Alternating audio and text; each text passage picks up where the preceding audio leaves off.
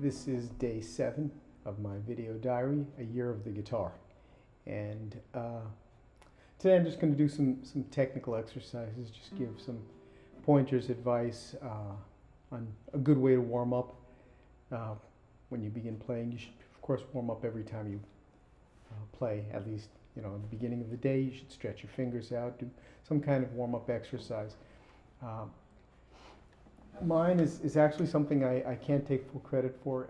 I picked it up from Dr. Stephen Robinson, who is just a wonderful, wonderful guitarist and is the head of the guitar department at Stetson University in DeLand, Florida.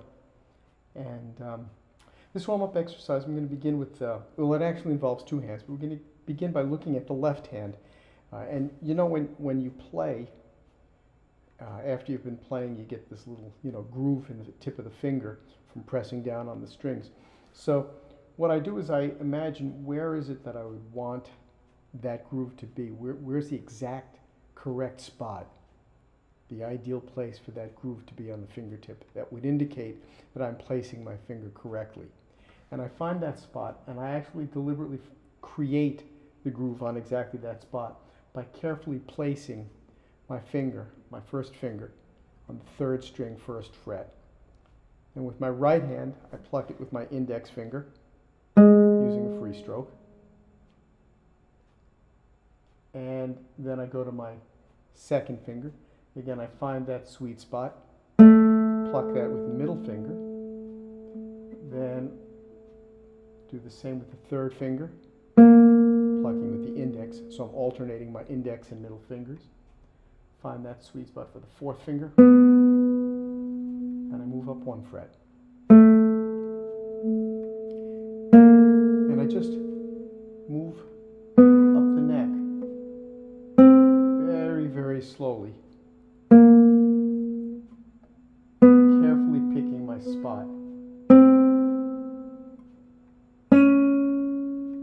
It's almost as if I'm trying to remind myself how to play every day.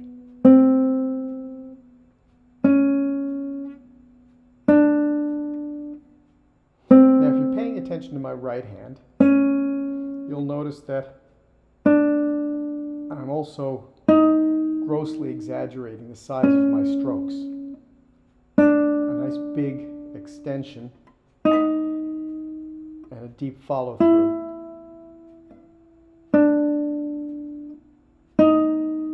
And that's a form of conditioning, basically. I'm taking the movements that are ultimately supposed to be small, subtle movements of my fingers, of the muscles of my right hand, and making them as large as I can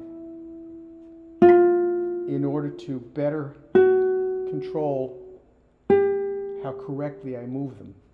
Once I'm up in 9th position, I'm going to return 4, 3, 2, 1, 3, 2, 1. Also, with my right hand, I'm placing my right hand finger very carefully so that the string is right in between the finger and the nail. Again, that sweet spot where I get just the right sound that I'm looking for.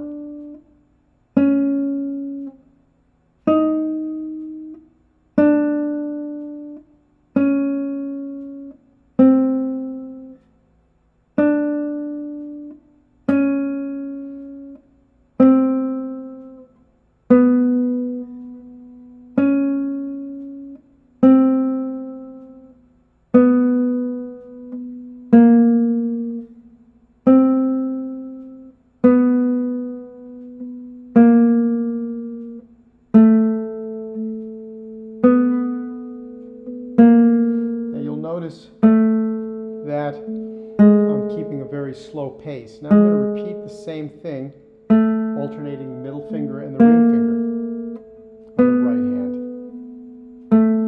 And in this instance, the extension of that ring finger, moving in the opposite direction of the middle finger, is quite a bit more difficult.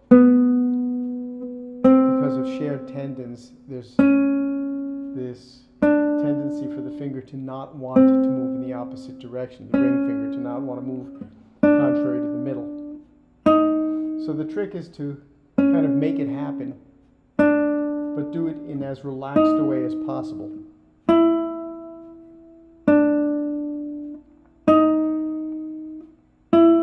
Now I'm not going to do my entire warm-up right now, otherwise we'll be here for a very long time.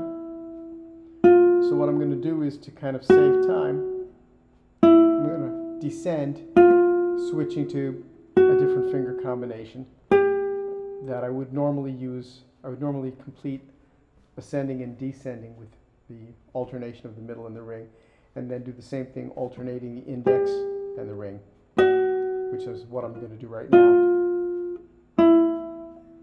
And after ascending and descending with that combination, then my next step is to repeat it using the thumb, which I'm going to switch to the thumb right now, starting on the next set. And here we go now with the thumb, thumb.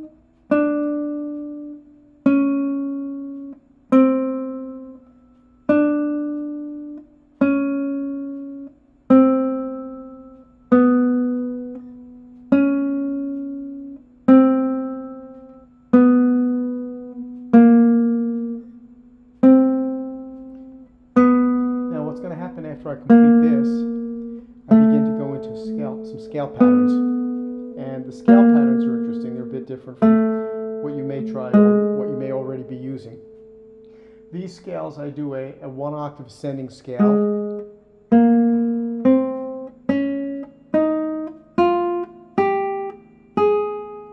Then I slide my hand up 1 position, so I'm a half step higher, and do a descending scale in that key. So I was ascending in G sharp major and descending in A major. Now I'm going to ascend in B flat major, and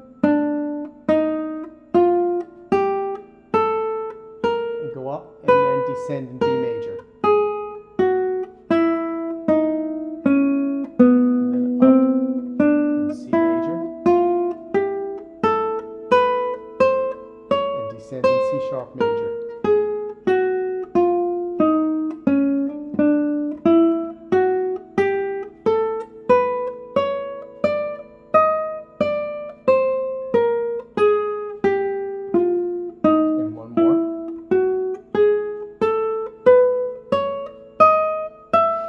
Normally I would go back, descending back down the neck using the same right hand fingering, but now I'm going to switch to the middle and ring finger combination.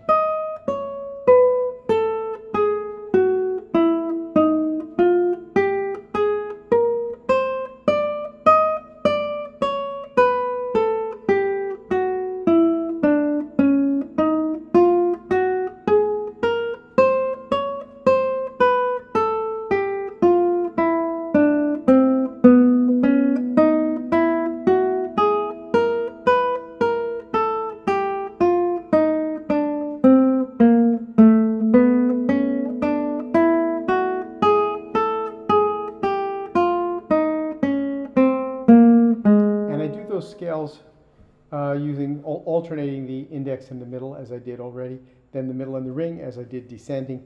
Then I do it again with the alternation of the index and the ring fingers, so index ring, etc., up and down the neck. Then I alternate the thumb and the index like that.